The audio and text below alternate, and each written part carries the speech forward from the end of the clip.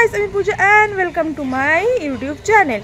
তো আবার আজকে একটু বেরিয়েছি, এখন হসপিটালে যাব রিপোর্ট আনতে, তারপরে কোথায় কোথায় যাই।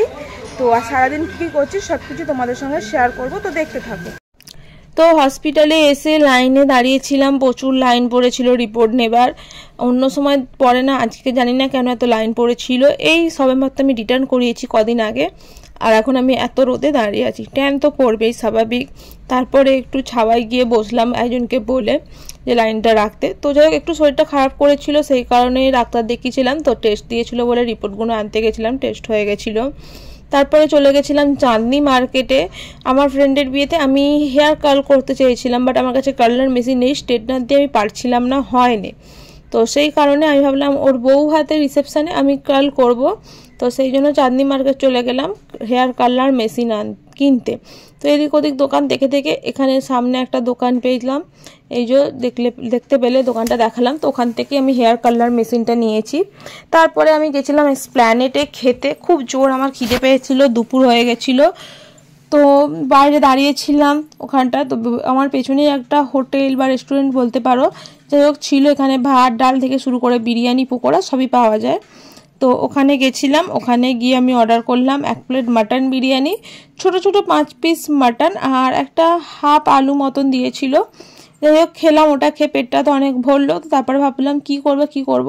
তো চলে গেলাম মিলেনিয়াম পার্কে।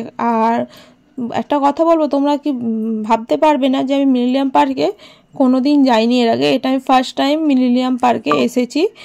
তো মিলেনিয়াম পার্কে আমি এলাম, এসে এখানটা বেশ খুব সুন্দর লাগছিল, চারিদিকে গাছ, সুন্দর হাওয়া দিচ্ছিল।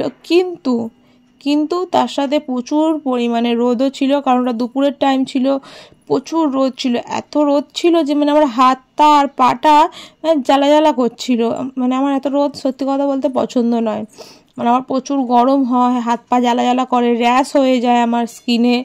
তো যাই হোক, তো দেখছিলাম যে কোথায় ছাওয়া আছে, দেখে একটু বসবো, রিল্যাক্স করব।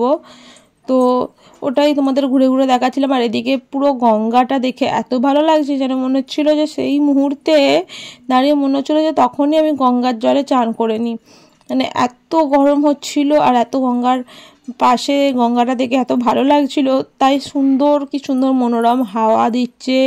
এখানে সুন্দর গাছের ফুল, যেটা আজকাল বসন্তকালে যে ফুলটা খুব উঠছিল, ভিডিওটা আমার মনে নেই, ইনস্টাগ্রামের রিলসটা খুব ভাইরাল হচ্ছে এই রিলসগুলো। তো যাই হোক, এদিক ওদিক ঘুরতে ঘুরতে একটা জায়গা খুঁজছিলাম বসার জন্য, যেখানটা রোদও থাকবে না আর সুন্দরভাবে একটু ছাওয়া থাকবে আর হাওয়াও দেবে। তো খুঁজতে খুঁজতে সেরকম জায়গা খুঁজে পেয়ে গেছি। তো অনেকক্ষণ বসেছিলাম, বসে একটু রিল্যাক্স করলাম, ফোন ঘাঁটলাম। আর এদিকে দেখাচ্ছিলাম যে মিলেনিয়াম পার্কের পেছনেই আছে রেল লাইন। তো এখান দিয়ে সব ট্রেন যাচ্ছে দেখা যাচ্ছিল। তো ওটা গেট নম্বর 2 ছিল। তো তারপরে আই থিঙ্ক 2 কি 1 হবে, যাই হোক এটা কত নম্বর গেট জানি না। এটা লেখা ছিল মিলেনিয়াম পার্ক বলে। তো এটা দিয়ে আবার অন্যদিকে চলে এলাম, কর্নেটো খেতে খেতে চলে এলাম। খুব গরম হচ্ছিল, ভাবলাম একটু কর্নেটো খাই, বাট কর্নেটোটা আমার ভালো লাগে না, কারণ প্রচুর মিষ্টি জিনিস। মিষ্টি হয় ঠিক আছে, বাট এটা একটা এটা একটু বেশিই যেন মিষ্টি।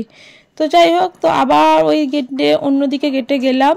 তো ওদিকটা প্রচুর ভিড় ছিল বলে তারপরে যাই হোক বেরিয়ে এলাম, বাড়ি চলে এসেছি। ময়দানে গেছিলাম, ময়দান থেকে আমার বোনপোর জন্য এনেছি হোলির টি শার্ট।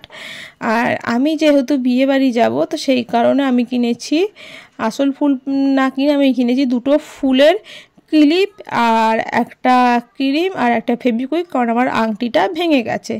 আর এটাই হচ্ছে ওই হেয়ার কালারটা যেটা আমি কিনেছি। তো যাই হোক, আজকের ভিডিও এই পর্যন্ত, দেখা হচ্ছে নেক্সট ভিডিওতে, বাই বাই।